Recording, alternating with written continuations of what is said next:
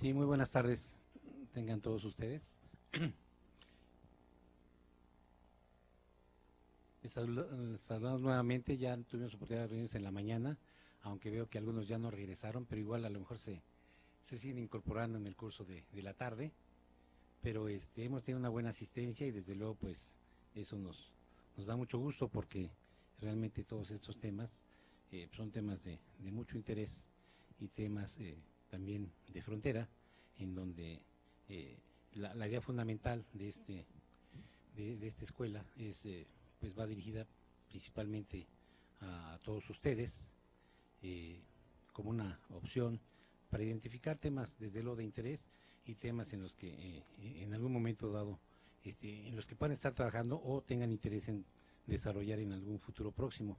Y dentro de esta sesión vespertina de esta escuela de datos vamos a tener la participación de 3 destacados académicos de este instituto, del IMAS, el Instituto de Investigación en Materiales Aplicadas y en Sistemas.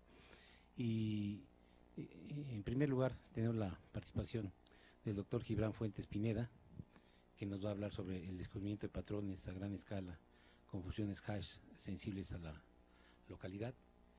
Y en ese sentido es importante señalar que el doctor Gibran Fuentes es investigador de IMAS, asociado al Departamento de Ciencia de la Computación. El doctor Gibran Fuentes es ingeniero en computación y maestro en ciencias en el ESIME, el Instituto Politécnico Nacional, en México. Hizo su doctorado en la Universidad de Electrocomunicaciones en Japón. Está actualmente asociado al Departamento de Ciencia de la Computación y su área de especialidad, pues dentro de su especialidad maneja temas como aprendizaje automático, visión por computadora y procesamiento de grandes volúmenes de información, temas de Big Data y analítica. Es miembro del Sistema Nacional de Investigadores. Y bueno, sin más preámbulo, los dejo con el doctor Gibran Fuentes. Bienvenido. Muchas gracias, Fabián. ¿Me escuchan? ¿Me escuchan bien? Ok, perfecto. Bueno, yo les voy a hablar hoy sobre el descubrimiento de patrones a gran escala usando una técnica especial que hemos desarrollado en conjunto con el doctor Iván Mesa en el Departamento de Ciencias de la Computación del IMAS, que están basadas en funciones hash sensibles a la localidad. Este tema o este tipo de técnicas está muy relacionado a la plática que ya les dio Eric, o sea que estoy seguro que le van a entender mucho mejor después de la excelente plática de Eric. Si no le echan la culpa a él. Bueno, el descubrimiento de patrones es un tipo de aprendizaje sin supervisión. Para aquellos que no están muy familiarizados con el aprendizaje, la idea es encontrar estructuras escondidas dentro de los datos, pero sin la necesidad de etiquetas, que es la contraparte del aprendizaje, donde el aprendizaje con supervisión, en el cual tenemos normalmente los datos en conjunto con una salida ya deseada o con una etiqueta, ¿no? Ejemplos de estas tareas son clustering y descubrimiento de patrones. En la tarea de clustering, ustedes lo conocen muy bien. Por ejemplo, cuando quieren agrupar a clientes o a consumidores de algún producto, normalmente los agrupan por ciertos tipos de gustos, y eso es la tarea de clustering. En el caso del descubrimiento de patrones, la tarea más conocida es la que se conoce como el Market Basket Problem, que ocupan mucho los supermercados.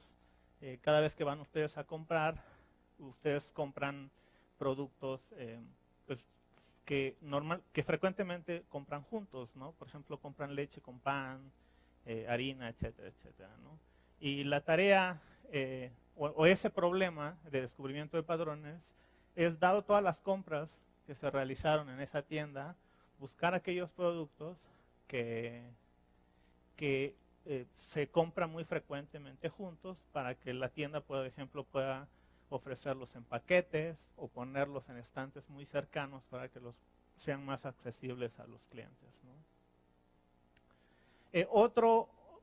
Otro ejemplo de descubrimiento de patrones es el descubrimiento de tópicos, que básicamente consiste en encontrar los temas de los que habla una colección de documentos.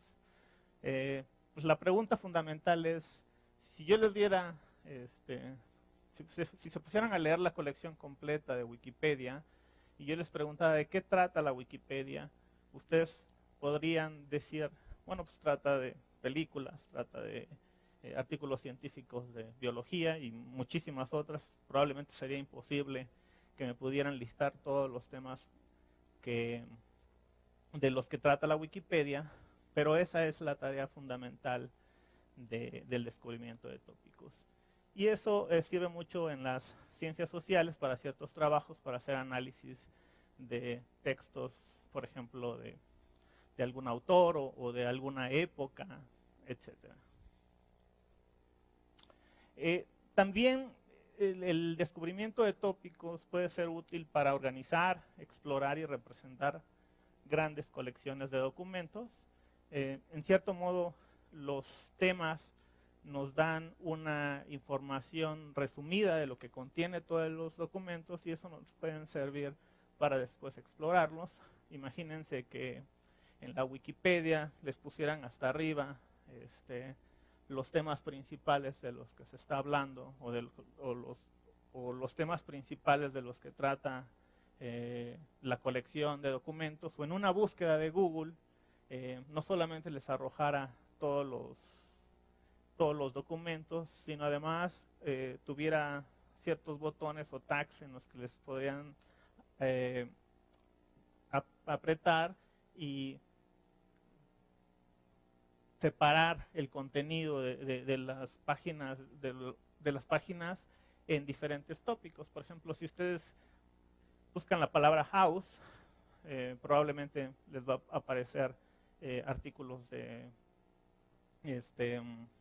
casas o de venta de casas, renta de casas, etcétera, pero también les puede aparecer artículos de la serie de televisión, que son dos tópicos diferentes.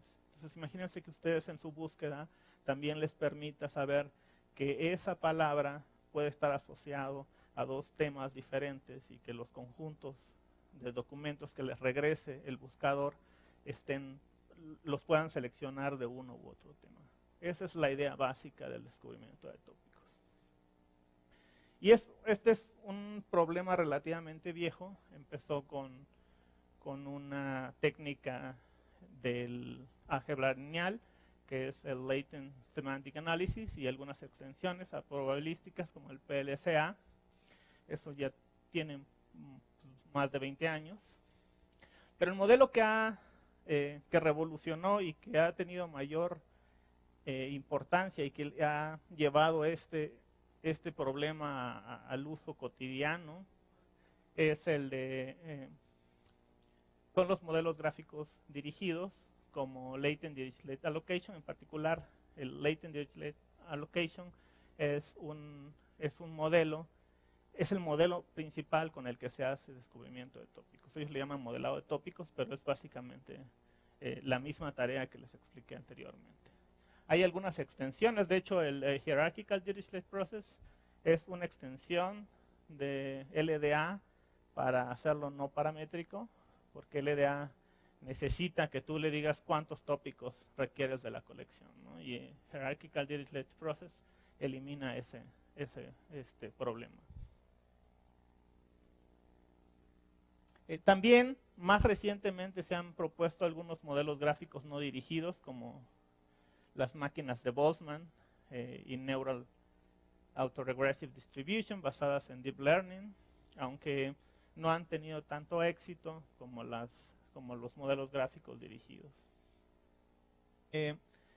¿Cuál es el problema con estos modelos? Bueno, uno es que la inferencia exacta es intratable, aunque más recientemente se han propuesto algunas aproximaciones que permiten aplicarlos a gran escala, ¿no?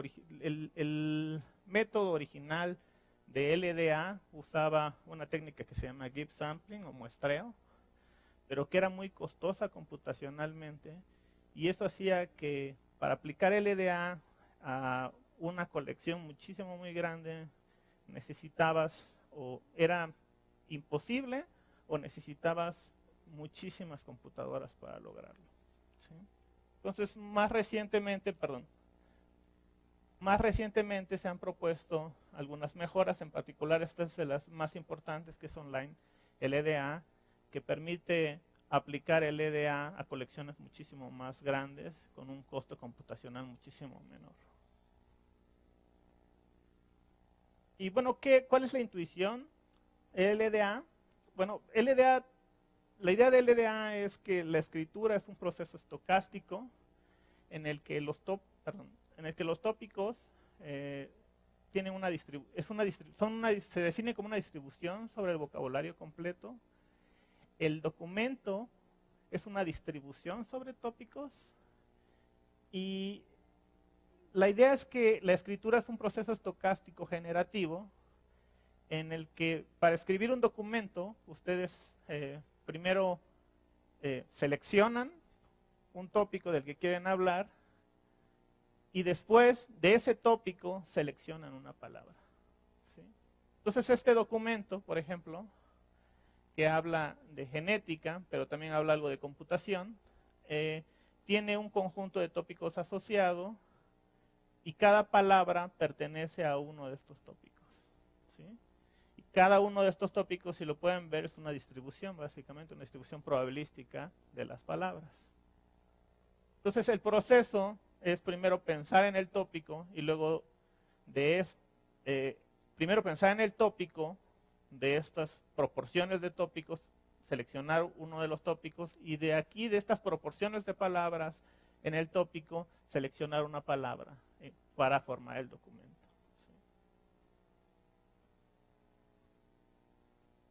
¿Sí? Nosotros,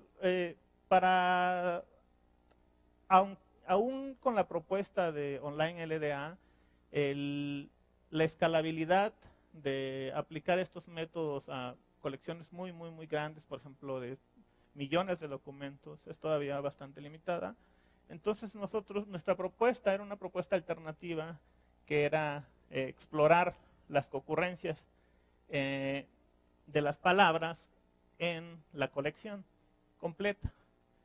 Y la idea es encontrar subconjuntos de palabras que concurran consistentemente en los mismos documentos,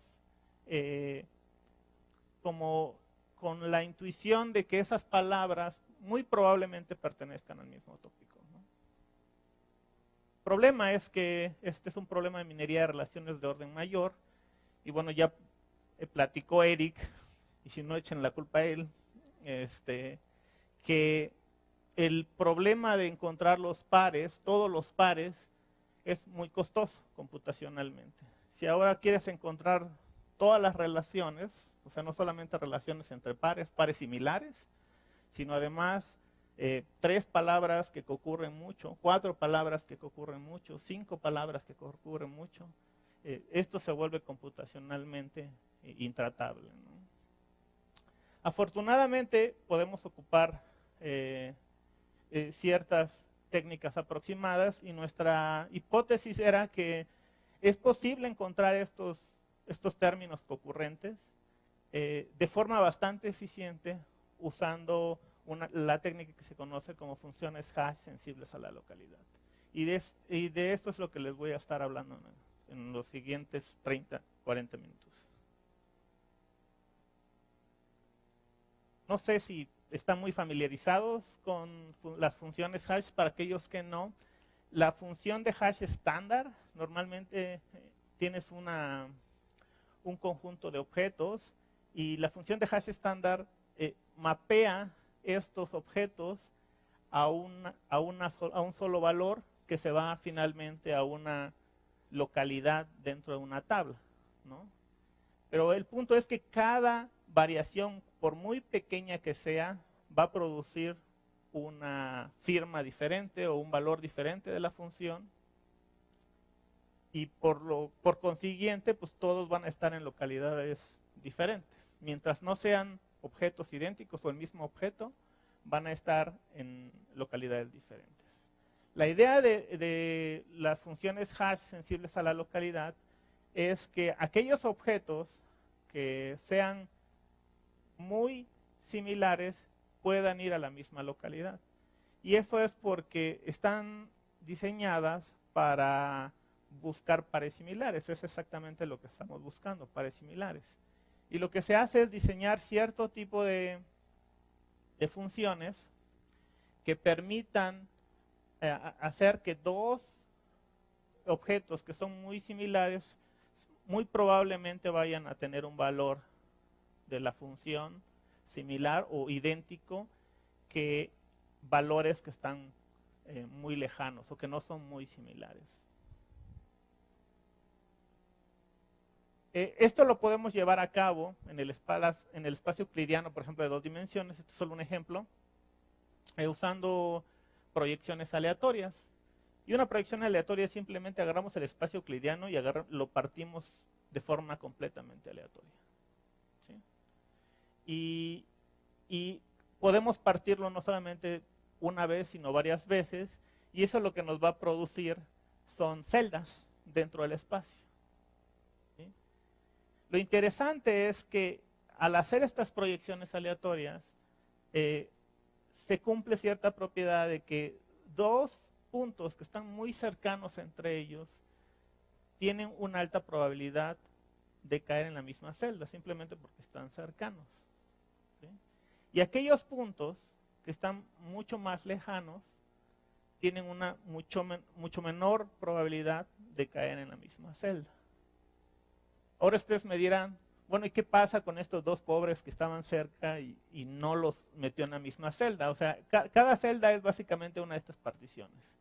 Entonces los puntos P1 y P2 entraron en la misma celda, pero P2 y P3 yo diría que están a la misma distancia que P1 y P2 y no están en la misma celda. Entonces lo que se hace es generar múltiples particiones aleatorias. O sea, no solamente generamos una partición aleatoria, sino múltiples, ¿no? Entonces tenemos esta partición que pone en esta celda un solo punto y en esta 2 puntos. Y luego generamos otra completamente independiente y volvemos a partir de forma aleatoria. Y eso lo repetimos un número determinado de veces y resulta que puntos cercanos es altamente probable que puntos que están muy cercanos tengan una alta probabilidad de caer en la misma celda en al menos una de todas las particiones que creamos. Y esta técnica se ocupó para recuperación porque y se hace de forma muy eficiente. O sea, podemos encontrar pares de forma muy eficiente porque simplemente cada una de estas celdas es una localidad dentro de una tabla de hash. Y en lugar de estar buscando las distancias de cada uno de los puntos, simplemente comparamos aquellos puntos que cayeron en la misma localidad en las tablas de hash, en alguna de las tablas de hash. ¿Sí? Muy bien. Este es la función de hash sensible a la localidad para espacios euclidianos. Pero hay otros tipos de espacios. Imagínense que estamos trabajando con documentos y los documentos los vamos a ver como un conjunto de palabras, ¿no? Simplemente, que ocurren o no ocurren. En este caso, para poder compararlos, necesitamos otro tipo de métricas, como una de las más conocidas es la métrica de Jacquard, ¿sí? Que está por esta ecuación. Y para eso se puede diseñar una función de hash diferente.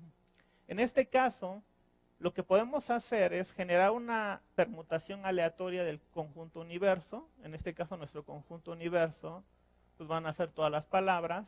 Digamos que solamente tenemos 5 palabras con índices de 1 a 5.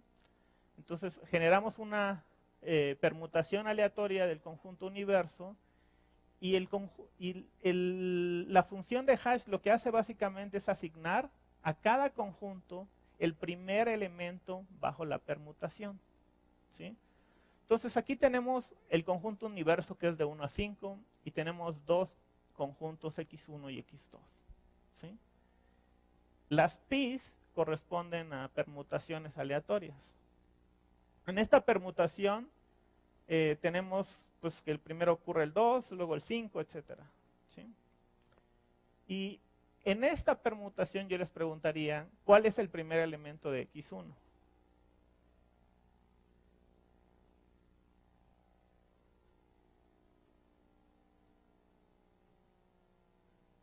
Exacto, 2. Y ese básicamente sería su valor de hash, que es este. Lo mismo hago con X2. El primer elemento bajo esta permutación de X2 es 4. Entonces su valor de hash es 4. Igual que en el ejemplo anterior, hacerlo una sola vez, pues me va a dar que muchos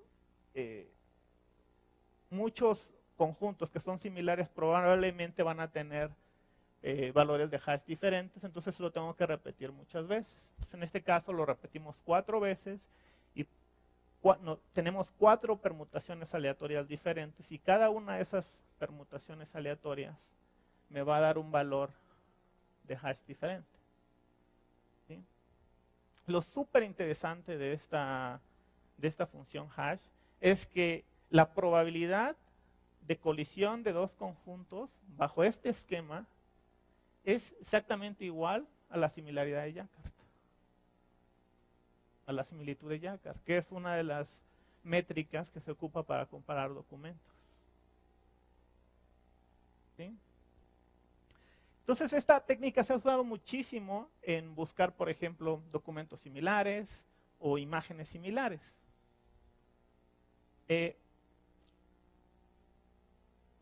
Lo que se hace al final es tomar tuplas de los valores de hash. O sea, estos valores me van a un solo valor y ocupar un solo valor para recuperar no es una muy buena idea porque probablemente voy a tener demasiados conjuntos en la misma localidad de mi tabla. Entonces lo que se hace es utilizar o agrupar tuplas de valores de mi hash, que le llamamos Gs, y las concatenamos. ¿No? Concatenamos R número de valores de hash. Esa R nosotros la vamos a definir. Entonces vamos a necesitar L por R valores de hash porque vamos a tener L tuplas. Normalmente no solamente se hace una tupla, sino se hace un conjunto de tuplas. En este caso L conjunto de tuplas. Y cada tupla va a tener R valores de hash. Entonces vamos a necesitar L por R valores de hash. O sea, vamos a tener que repetir L por R veces esto para cada conjunto. Y cada uno de esos me va a dar un valor de hash. Y eso es lo que yo voy a ir concatenando. Por ejemplo, si yo quiero 2 tuplas de 3, entonces tomaría estas 3 para el conjunto 1 y estas 3 para el conjunto 2, y eso las concatenaría y me generaría una cadena que podría yo comparar directamente, o que podría yo volver a aplicar hash para mandarla a una localidad de una tabla. Entonces, en este caso, se agrupan por 2, o sea, tenemos 2 tablas de 2 valores hash cada uno, y estos valores se les vuelve a aplicar funciones hash, pero esta vez universales, para mandar estos 2 valores a un solo valor numérico del tamaño de la tabla. ¿Sí? Y de esta forma podemos tener diferentes tablas esperando que pues aquellos conjuntos que son similares van a quedar en alguna de las localidades juntos, en al menos alguna de todas las tablas que tenemos. ¿De acuerdo? La probabilidad de colisión de 2 conjuntos A1 y A2 está por esta ecuación, la cual se comporta como una función escalón unitario. Con un umbral de similaridad. Es como si aquí hubiera un umbral de similaridad en el 0.6. Y conforme elegimos R, con R la probabilidad de colisión de dos conjuntos se vuelve más estricta, digamos. Para llegar a dejar pasar conjuntos que sean mayores o iguales a este 0.6, necesitamos un número, hay una relación con el número de tablas que necesito tener. Desafortunadamente, si yo incremento R, también tengo que incrementar L, y esa L se incrementa exponencialmente. Esto quiere decir que entre más grande o mayor número de valores de hash tome por tupla, voy a necesitar muchos más tuplas para poder llegar al umbral que yo quiera. ¿Sí? Esto, aunque con valores muy grandes de R, también la función que yo tengo se aproxima cada vez más a una función a escalón unitario. Esto quiere decir que es básicamente como si fuera un filtro. ¿Sí? Un filtro en el que todos los valores que tengan una similitud mayor a 0.6 en este caso, por ejemplo, van a caer en al menos una de las tablas, y a todos los que sean menores a 0.6 no van a caer. ¿Sí? Conforme más chico sea R, va a haber estas regiones que van a permitir pasar algunos que no cumplen esa condición. ¿Sí? Entonces, nosotros teníamos un problema un poquito diferente al de pares. En realidad, lo que nosotros queríamos es buscar subconjuntos que ocurrieran muy, muy comúnmente. Y nosotros encontramos ciertas cosas en el algoritmo, y uno es que se preserva la probabilidad para más de un par.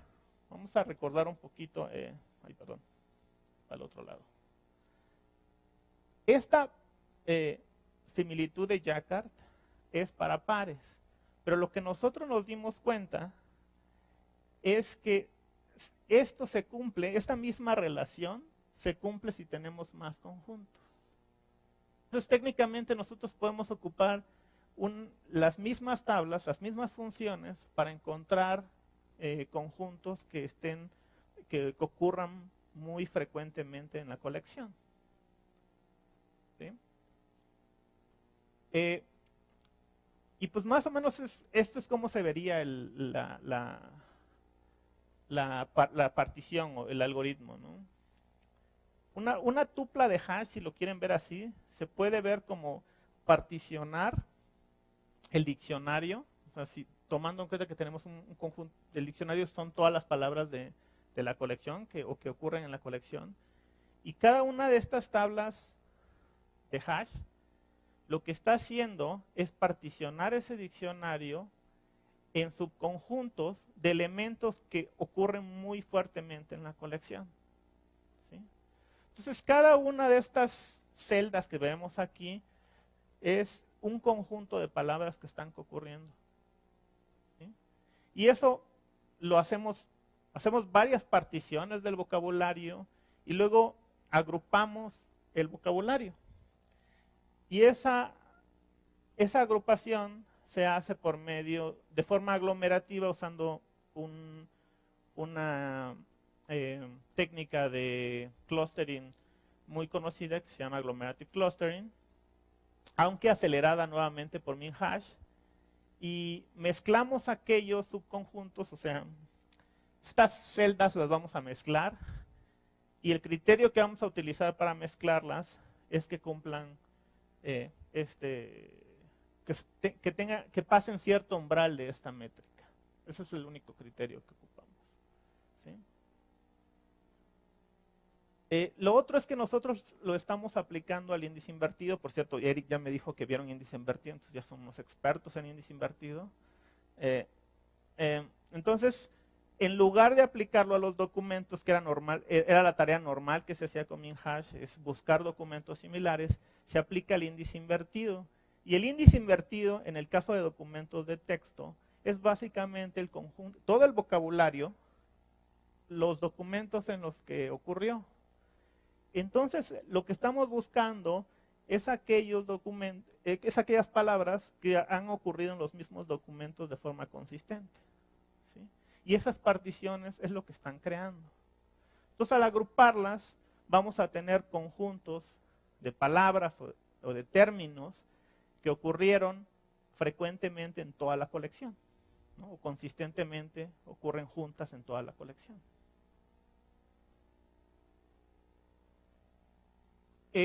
Nosotros también extendimos un poquito esta técnica para no solo que fuera binario, estábamos tratando con cuestiones binarias, o sea, la palabra ocurre o no ocurre.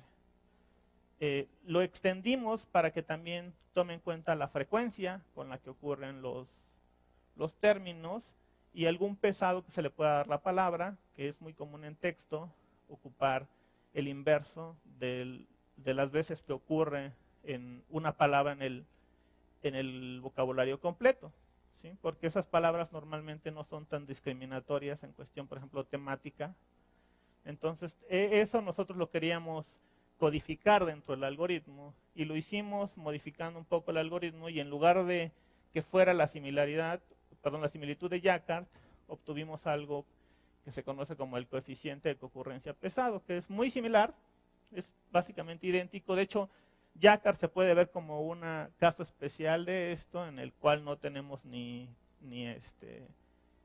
frecuencias ni pesados, simplemente el pesado es 1, ¿no?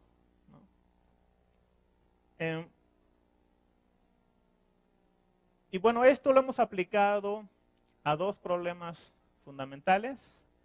El primero es descubrimiento de objetos en colecciones de imágenes y el segundo es el descubrimiento de tópicos en colecciones de documentos, ¿sí? Ahorita vamos a ver, de hecho los vamos a ver en orden contrario. Primero vamos a ver el de tópicos y luego vamos a ver el de imágenes. Para esto ocupamos 4 diferentes colecciones de documentos. Uno son artículos científicos en Machine Learning, que es la colección NIPS. Otros son esta es una colección pequeña en realidad, son como 2000 documentos y ocupamos un tamaño de vocabulario de 1000. Otros es el 20 News Groups, que son noticias. Son 18,000 documentos aproximadamente y ocupamos un tamaño de vocabulario de 10,000. El otro es la base de Reuters, que son aproximadamente 800,000 documentos y ocupamos un vocabulario de 30,000 palabras. Y finalmente agarramos y bajamos la Wikipedia completa en inglés. Bueno, esta tabla es de hace un par de años, eran 4 millones, aunque ahorita ya hicimos algunos nuevos experimentos y la colección ya es de arriba de 5 millones de documentos y con el vocabulario en realidad es más grande. El vocabulario que yo estoy poniendo aquí es el vocabulario que nosotros usamos. Es algo común cortar el vocabulario. Nosotros lo cortamos en 100,000 palabras, pero el vocabulario de Wikipedia, si ocupamos el completo, es de más de 1 millón de palabras. Y bueno, esto es lo que encontramos nosotros en cuestión de tópicos. Son demasiados, así que nomás voy a apuntar a algunos. En NIPS, si se dan cuenta, hay algunas cosas interesantes. En NIPS pues hablan cuestiones de Machine Learning y de neurociencias a veces un poco. Entonces vemos cosas como spiking, spike, creo que no, aquí está. Spiking, spike, cell, neuron, reproduces, ¿no? Que son palabras o un tema relacionado a neuronas y a la transmisión o la comunicación entre neuronas. Luego también habla de chips y habla de políticas, reward, que tienen que ver con un método específico de aprendizaje de máquinas que se conoce como aprendizaje por refuerzo. Y lo curioso es que hizo este tópico que creo que todos conocen y que es básicamente la estructura de un artículo general, ¿no? Luego, en el de 20 Newsgroups, también hay temas muy variados. Aquí algunos hablan de comunicaciones, de algoritmos de encripción, pero también hablan de básquetbol o de fertilidad, por alguna razón. En Reuters tenemos cuestiones como más económicas o que tienen que ver con stocks, pagos y demás. Precios de la onzas de oro, plata, bronce, etcétera, etcétera. Y bueno, también el fútbol aparece, este es uno, pero aparecen básicamente todas las ligas de fútbol en los tópicos, Italia, Alemania, España, Reino Unido, todas las ligas básicamente ocurren como un tópico diferente. Y bueno, finalmente Wikipedia, yo creo que algunos los vamos a ganar aquí, pero bueno. Primero, hay tópicos muy generales que hablan de población, y esto es porque Wikipedia en todas las ciudades, para todas las ciudades, tiene información de la población, ¿sí? Entonces, este tópico representa eso, de pues, estadísticas o palabras que están relacionadas a la población en general, ¿sí? Y luego este muy particular, ¿alguien lo reconoce al menos? ¿Sí? ¿No? ¿Quiénes son? Los Transformers, claro. Y bueno, finalmente tenemos también muchos de deportes, que este es de béisbol, pero también aparece de fútbol, aparece de americano, aparecen muchos tópicos de deportes y muchos tópicos de películas, como Game of Thrones, como Los Simpsons, etcétera, etcétera, ¿no? ¿Y por qué? Porque Wikipedia hace un mini universo dentro de ese tipo de temas, ¿no? O sea, de Los Simpsons hay una página para cada personaje, para cada episodio, para cada concepto que hay en Los Simpsons, hay una página diferente, ¿no? Y son muchísimas páginas, entonces eso el algoritmo los puede agrupar y encontrar esas relaciones, ¿sí? Muy bien. Bueno, esto es un poquito más aburrido. Necesitamos evaluarlo cuantitativamente. Y bueno, la forma más común de evaluar cuantitativamente los tópicos es con información mutua.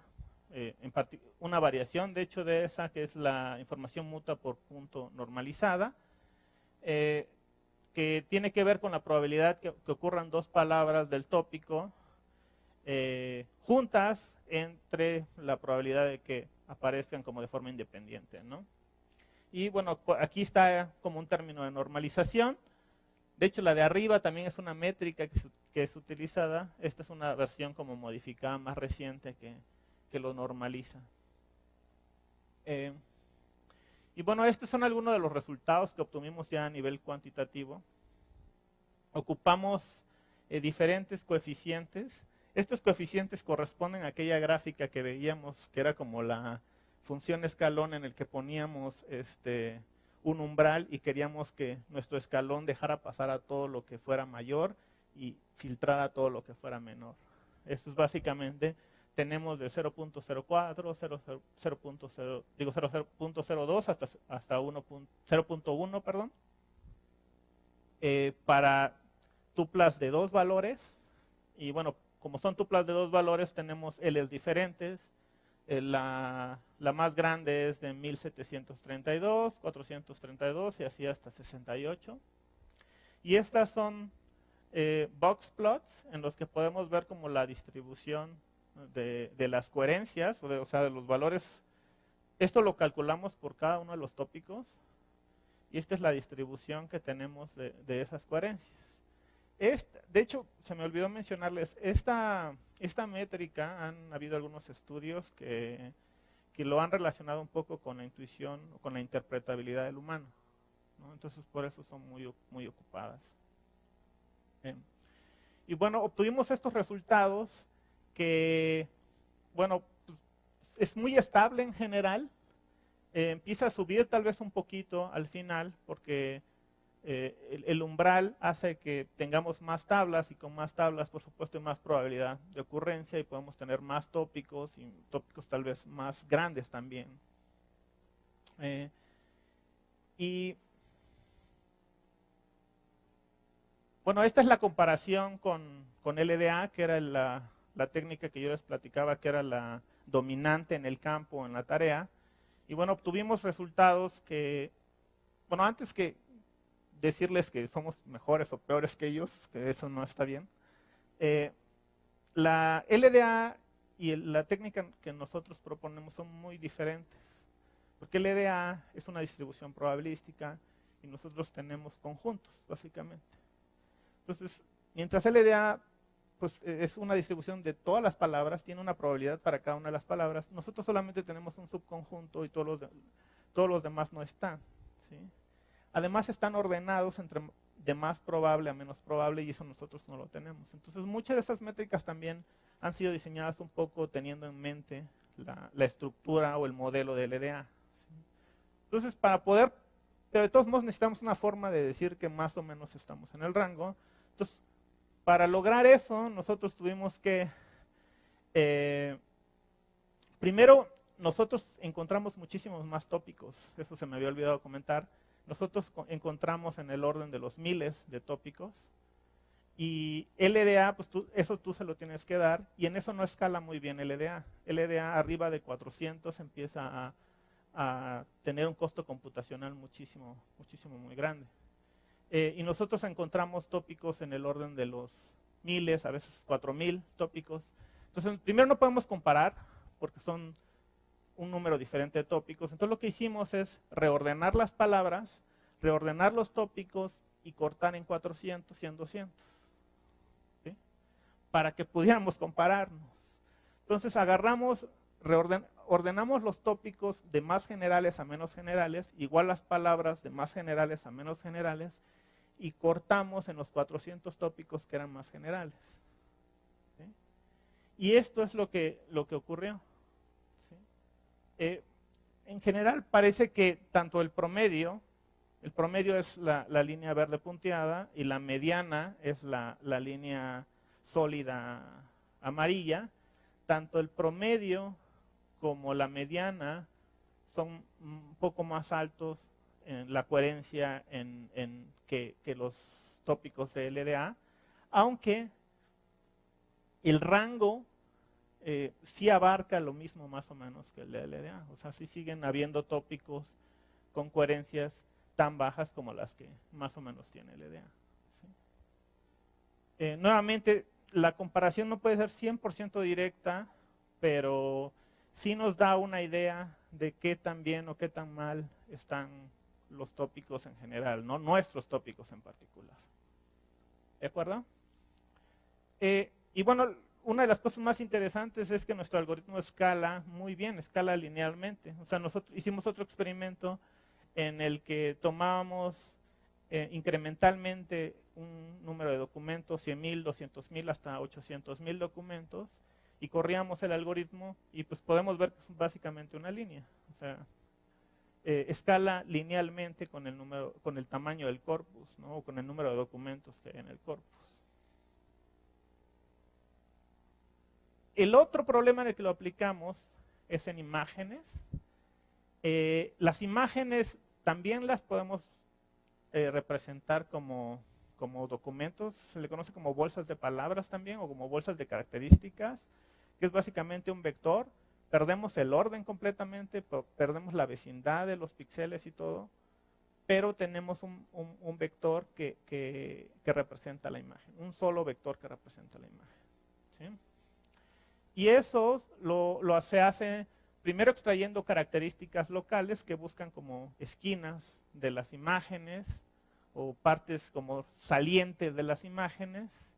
Luego, las descripciones de esas partes se cuantizan, o sea, básicamente decimos estas partes pertenecen a un ojo, por ejemplo, a una nariz, a otro ojo, etcétera, y pues son índices. En lugar de decir ojo, pues tenemos un 1, etcétera. Y calculamos el histograma de características cuantizadas. Y Ya haciendo esto, básicamente tenemos la misma representación que teníamos en colecciones de texto. Podemos hacer el índice invertido, tenemos imágenes por palabras visuales, y entonces tenemos ese índice invertido. Lo que va a representar es esa palabra visual en qué imágenes ocurrió, que es básicamente lo mismo que teníamos en texto. ¿De acuerdo? También hicimos experimentos aquí, lo aplicamos a una base de datos muy conocida que se llama Oxford Buildings Datasets. Esta base se construyó de Flickr, pero en los últimos años que he dicho Flickr, nadie conoce Flickr. Ya después de Instagram y de otras plataformas ya parece que desapareció. Y cómo lo recolectaron es, agarraron y pusieron palabras clave como Oxford y edificios como bastante importantes de Oxford. Ahorita vamos a ver algunos. Y pues obtuvieron una colección completa, pero muy ruidosa. O sea, no todos eran los edificios que estaban buscando, a veces era dentro de una casa, etcétera, etcétera. Pero lo que tiene de importante esta base de datos, y una de las razones por la cual lo utilizamos, es que está etiquetada, ¿sí? Entonces ellos agarraron y estos son todos los edificios importantes de Oxford que ellos consideraron. Y luego agarraron y manualmente inspeccionaron, son aproximadamente 5,000 imágenes, y de las 5,000 imágenes, un humano los inspeccionó y los categorizó en qué también, en buena, ok, y pues basura básicamente. Dependiendo de qué tanto ocurría o qué tan bien se veía el edificio. O sea, ok, el edificio se veía good, el edificio se veía muy bien. Ok, se llegaba a ver, pero con algunas oclusiones, etcétera. Y junk era básicamente el edificio, o se veía muy mal o ni siquiera se veía el edificio, porque era tal vez cerca del edificio, pero era en una casa o en un patio o algo así. Estos son básicamente algunas imágenes de los edificios que estábamos buscando. Y estos son los objetos que descubrió el sistema. Muchos de ellos eran realmente los edificios bueno, estos son los primeros 10 edificios que descubrió el sistema. De hecho, nosotros, de todos estos, de todos descubrió al menos un objeto. A todos los descubrió bien. Pero nosotros los ordenamos por tamaño. Y en ese orden, estos fueron los primeros 10. ¿Sí? Estos 5 primeros corresponden a por cuántas veces el objeto ocurría en toda la colección. ¿Sí? Y estos fueron los objetos que estuvieron primero. De hecho, este es obvio porque casi aparece en todos lados. Y así sucesivamente. Estos 5 primeros son realmente de los landmarks que habían etiquetado, ¿sí? Y estos de abajo no, pero curiosamente descubrió un objeto que era básicamente escritura. Todos los pues anuncios y o descripciones que veían en las pinturas o cosas así, las descubrió como un tópico único. Y los otros corresponden a otros edificios de Oxford, ¿sí? Que no estaba pensado cuando se creó la colección. Bueno, y aquí vemos ya con más detalle las imágenes de cada uno de ellos. Lo impresionante era que, no sé si alcanzan a ver la variabilidad entre las imágenes, ¿no? Tenemos esta imagen que se ve muy bien toda la iglesia, pero tenemos esta que es tan oscura que apenas se alcanza a ver el edificio y que además está siendo obstruida por una persona, o esta que se ve de lado y nada más se alcanza a ver una parte de la iglesia, ¿no? Lo mismo pasa con esta, diferentes niveles de iluminación, esta obstrucción, etc. También se descubrieron otros objetos que ni siquiera se habían considerado cuando se etiquetó la base de datos. Bueno, estos son algunos ejemplos. Y este es el que les platicaba que era como de descripciones. Aquí parece que son anillos o algo así. Y había una descripción de los anillos o cosas enmarcadas. Una laptop con letras. Pero básicamente todas correspondían a letras. Y este otro es una pintura de los Simpsons en una fiesta, pero que en la colección apareció como 8 o 10 veces. Eran fotos donde siempre aparecía la pintura de los Simpsons, pero es la misma fiesta en realidad. Bueno, y aquí también podemos ver que se pudieron descubrir objetos que son diferentes, pero que ocurrían frecuentemente juntos. Por ejemplo, el que les decía que se llama la Radcliffe Camera, se llama, y este es el All Souls, que es una iglesia. Aparecen juntos porque están básicamente pegados, entonces muchas de las fotos aparecen los dos. Sin embargo, sí pudo segmentar a los dos como objetos diferentes. ¿Sí? Y así ocurre también, por ejemplo, con estos, que eso no recuerdo muy bien de qué era, pero también ocurre mucho. Este es otra vez Radcliffe Camera, creo, no me acuerdo. No, esta no es Radcliffe Camera, pero esta se parece, pero ocurren, se llama Hereford, este puente, y este es como una cúpula que está cerca, pero también aparecen juntos muchas veces. En muchas fotos aparecen juntos esos dos edificios. Y bueno, esto lo que hicimos es, para evaluarlo otra vez cuantitativamente, no podemos hacer nada más ver y, mira qué bonito se ve.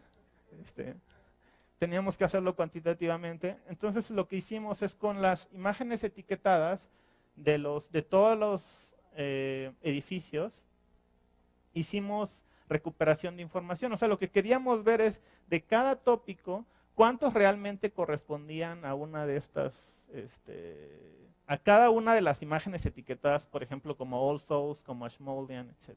¿no? Y esto fue lo que encontramos. Lo comparamos con otras técnicas, otra vez LDA aparece aquí, y Spectral Clustering, y en esta comparación realmente es una comparación un poco más directa porque es en una tarea, no es tanto como en la coherencia, que está más calculada, pensada en LDA, sino es en una tarea independiente.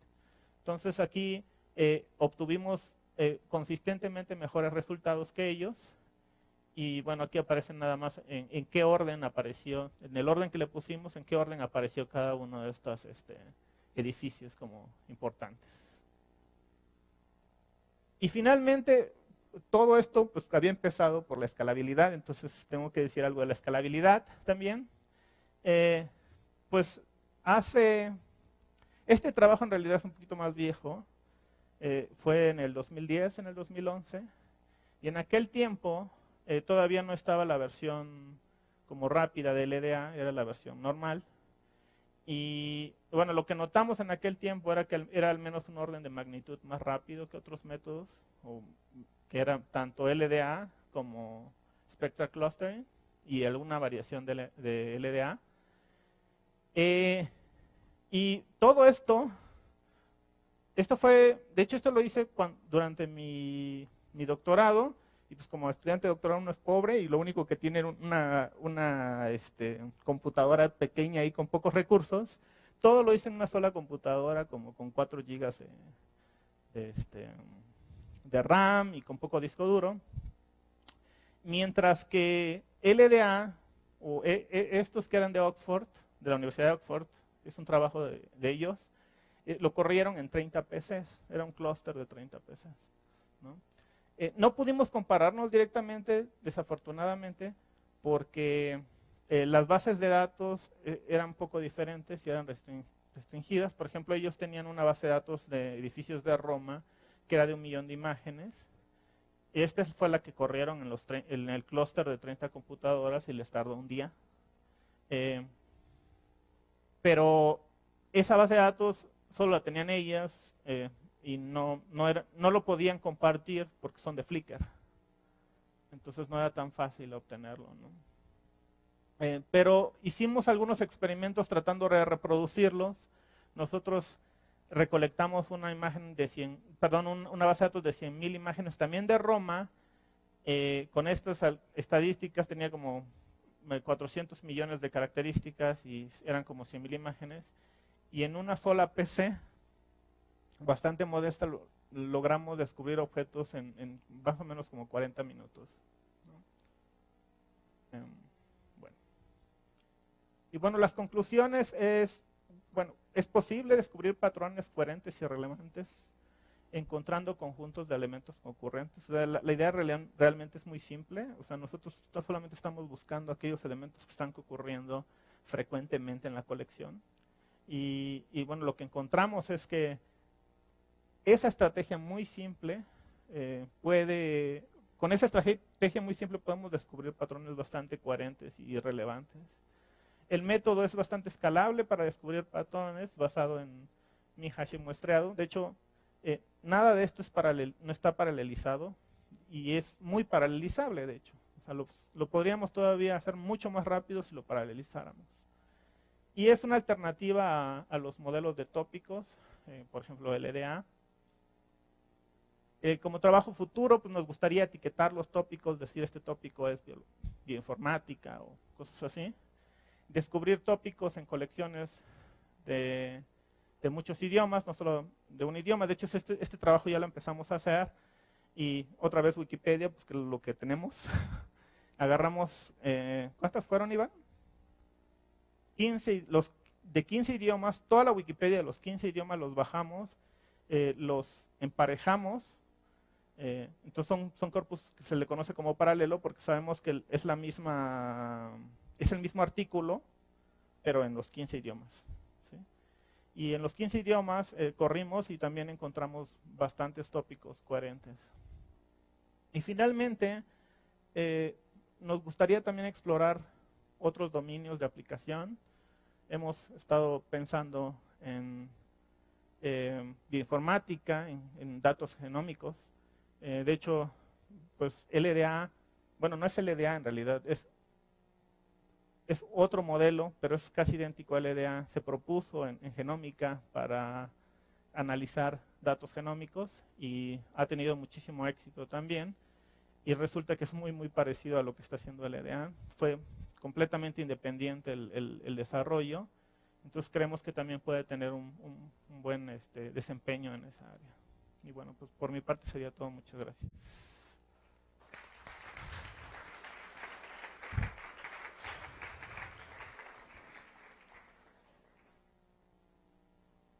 ¿Alguna pregunta? Y aquí tenemos preguntas abajo. Adelante.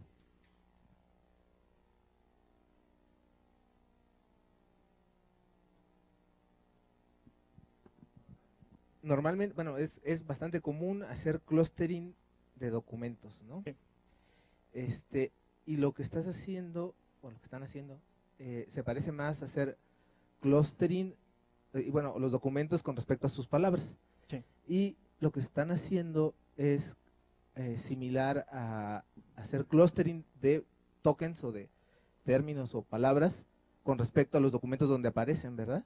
Así es. Obviamente usando el SH y bueno, y min hash en específico, Sí, y es bastante rápido. de hecho fue una de las aportaciones, porque eso no se había explorado. Normalmente se hacía el clustering a nivel documento y así es como se buscaba documentos similares o que hablaban de temas similares, pero no se había explorado analizar las palabras de forma independiente basadas en la ocurrencia en los documentos, y esa es una de las aportaciones del trabajo o del método, ¿no? Claro, claro. Y esto no tiene nada ya que ver tal vez con eso, porque ya más o menos creo que entendí. ¿Usaron Jacquard directamente? No, lo que pasa es que la función hash que les presenté Sí. tiene la propiedad, es una propiedad de Claro. esa función hash. Y la propiedad que tiene es que la probabilidad de colisión es igual a la similitud de Jacquard. Esa es una propiedad simplemente de la función hash. Sí, claro, la pregunta era más bien como si habían comparado como base contra Jacquard. Sí entiendo cuál es el punto del por qué tal vez no es necesario, pero no, nunca lo probaron para ver. Lo que pasa es que ni siquiera ¿No te es parece? Jacquard, o sea, técnicamente ni siquiera es Jacquard, porque Jacquard es para similitud, es pairwise, ¿no? O sea, es Claro. entre pares. Y nosotros estábamos buscando relaciones de orden Temas mayor. claro. Entonces, hacer eso, si lo haces con una máquina, nunca va a acabar, nunca Sí. va a terminar estar buscando todas las relaciones. Claro. Muy interesante. Muy bien. Gracias. ¿Tenemos otra pregunta? Allá en Aguascalientes tenemos alguna pregunta. No, ¿verdad? No, todo en orden, muchas gracias. Ok. Bueno. No hay más preguntas. Bueno, pues le damos las gracias al doctor Iván Puentes. Gracias por su charla. Gracias.